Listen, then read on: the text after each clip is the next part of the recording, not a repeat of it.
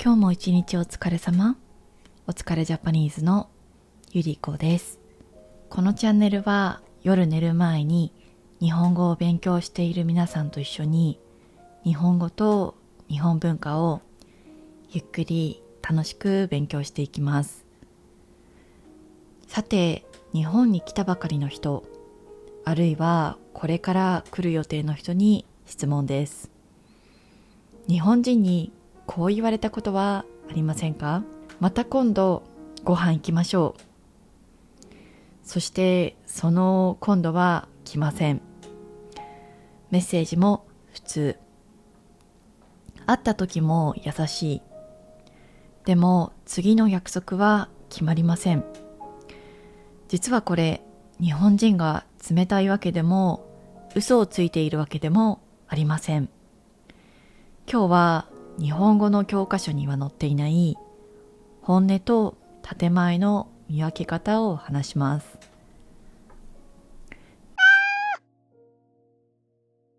まず最初にとても大事なことを言います。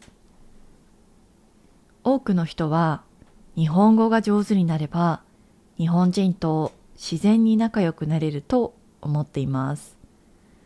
でも日本語の教科書が教えているのは意味を伝えるための言語です。一方で日本社会の日本語は関係を壊さないための言語。ここが教科書で使われる日本語と実際の日本人が使う日本語の大きな違いです。本音と建前はよく正直と嘘だと説明されます。でもこれはちょっと違うんじゃないかなと思います。具体的には本音は気持ち、そして建前は関係を壊さないための行動です。日本人は何何よ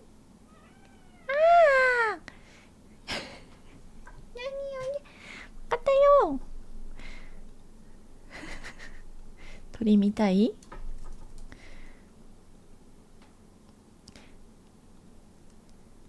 日本人は本音を隠しているのではありません。本音を相手に背負わせないようにしているのです。例えば、はっきり行きたくないと言えば、相手は傷つくかもしれません。気まずくなってしまうかもしれません。何？モンキは本音がある？かわいい。見えてる？関係が変わってしまうかもしれません。だから日本人は相手に負担がかからない形で気持ちを伝えようとします。それが建前です。では、どうやって見分ければいいのか。ここからは具体的なポイントを話します。まずは日程が決まるかどうか。本音の場合、具体的な日付が出ます。来週の土曜日、どうですか？20日の夜空いています。そして返信が比較的早いです。一方、建前の場合は、また今度、いつか行きましょうで止まります。ただし一つ注意があります。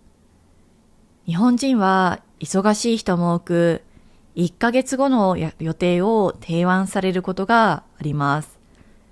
実際私も最近友達から3月17日、18日、19日あたり空いていると聞かれて、まあ実際ね、もうすでに予定が空いていなかったので、空いていないというふうには言ったんですけど、もうね、1ヶ月も先のことなんだけど、日本人は、具体的な日付として聞いてくることは一般的です。このように大事なのは具体性があるかどうかです。そして2つ目、質問が返ってくるか。本音の場合、相手も質問してきます。何が食べたいですか？どのあたりが行きやすいですか？会話が相手からも動きます。一方、建前の場合、いいですね、楽しそうとリアクションはありますが、話が進みません。つまり、主体的な返信があるかどうかがポイントです。三つ目は、場所の提案があるか。本音の場合、場所や時間が出ます。お店の候補も出てきます。一方で、建前の場合、提案が出ません。そして前日になっても具体的な連絡が少ない場合、少し注意が必要です。そして4つ目、忙しいは実はノーではありません。判断基準は代替案があるかどうか。例えば、今週は忙しいけど、来週ならどうですか？本音の OK。最近忙しくて、丁寧な拒否の可能性が高いです。日本では直接断ることは相手を傷つける可能性が高い行為だと考えられています。だから日本人は拒絶ではなく自然消滅という形の断り方を選ぶことがあります。ここで少し大事な話をします。なぜ日本人ははっきり断らないのでしょうか？それはマナーの問題だけではありません。多くの日本人は誘いを断ることそのものがとても苦手です。例えば休日、本当は家でゆっくり休みたい。仕事で疲れて誰にも会わずに過ごしたい。それでも誘われるとこう考えます。断ったら悪いかもしれない。相手をがっかりさせるかもしれない。冷たい人だと思われるかもしれない。そして自分の予定より相手の気持ちを優先してしまうことがあります。日本では人間関係を壊すことはとても大きなストレスです。人の役に立てなかった。期待に応えられなかった。相手を傷つけたかもしれない。こうしたことに罪悪感を持ちやすい人が多いのです。だから、はっきり断らないのは意地悪だからではありません。多くの場合、それは関係を守ろうとする行動です。日本人の中には役に立つことで自分の価値を感じるという人も少なくありません。そのため、断ることイコール冷たい人間になると感じてしまうことがあります。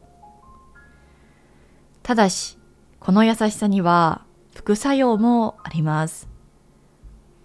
断れないまま予定が増え、休めず疲れてしまい、結果として人と距離を取りたくなくなる。連絡が減ったり、自然に会わなくなることもあります。もしそんな経験をしたとしても、それはあなたが嫌われたからではありません。相手は関係を壊さない形で距離を取ろうとしているだけかもしれません。もんじ何やってるの？はい、見えてるんだからね、そこに。